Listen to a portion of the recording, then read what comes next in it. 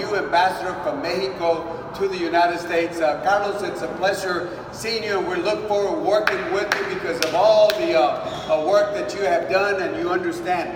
You know, when people talk about Mexico, they have no idea why it's so important to you. Let me give you a couple of figures of why it's important. First of all, there are 6 million American jobs that we have here in the United States because of the trade and foreign investment that we have from Mexico. 6 million jobs. When you talk about trade, and again, every day there's about $1.5 billion of trade between the U.S. and Mexico. $5.5 billion a day between the United States and Mexico. In fact, Laredo, my hometown, handles about 40% of all the trade between the U.S. and Mexico. In fact, every day we have 14,000 trailers a day just coming through the port of Laredo. How many trailers are that? If you line them up across, in 1 year, those trucks will go around the world twice. Around the world twice, and this is just through the port of Laredo itself. As you know, you take LA, New York, and then it's the little city of Laredo, 250,000, that handles 40% of all the trade between the U.S. and Mexico. So again, trade is extremely important for the United States. The other thing, of course, is the investment.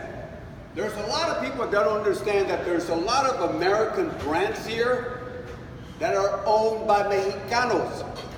Sara Lee, Borden's Milk, and if you walk on the sidewalks here or in some of the streets, the second largest cement maker in the United States, Cemex, is owned by the Mexicanos. So don't tell some folks that a lot of the companies that we have here, billions of dollars that have been invested by the Mexicanos that we have here that are part of this.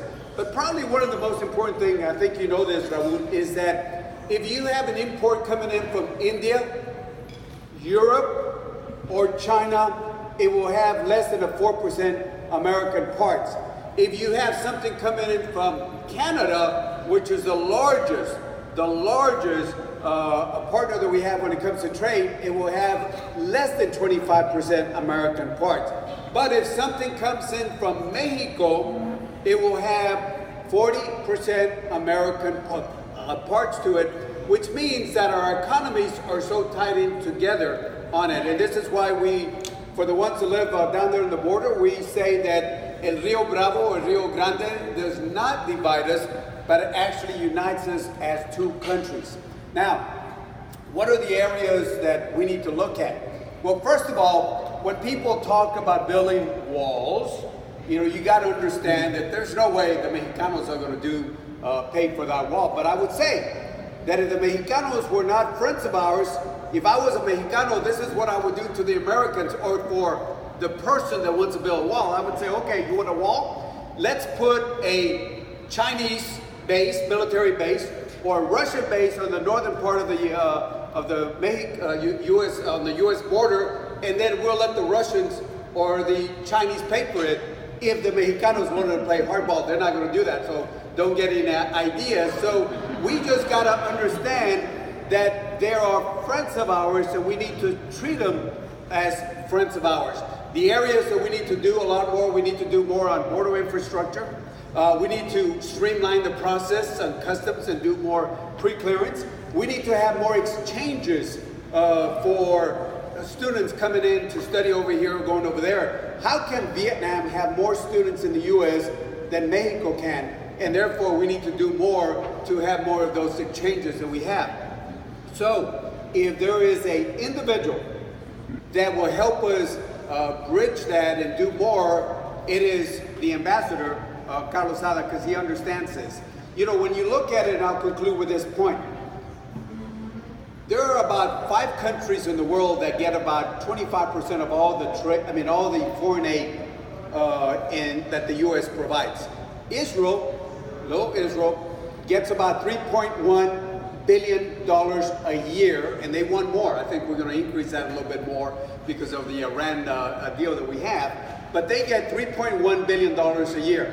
The other members of the $1 billion club is Egypt, gets over $1 billion. Pakistan gets over $1 billion. Afghanistan gets over $1 billion. And of course, Jordan now gets over $1 billion. Before we did Plan Merida, Mexico was getting only $36 million a year. And what we need to understand that if we do some investments and treat Mexico the way we treat Israel, Egypt, Pakistan, and other folks, it would be to our best interest to make sure that Mexico is a strong, prosperous country, because that would be to our best interest. So again, if there is an ambassador that understands this, it is Carlos Sada. If there's an ambassador that understands why trade and tourism and retail is important to both Mexico and to the United States, it is Carlos Sada. And if there's somebody that understands that in order to make our both countries prosper, remember the 40%, it is our ambassador, Carlos Sada. So again, Carlos, we look forward to working with you. And again,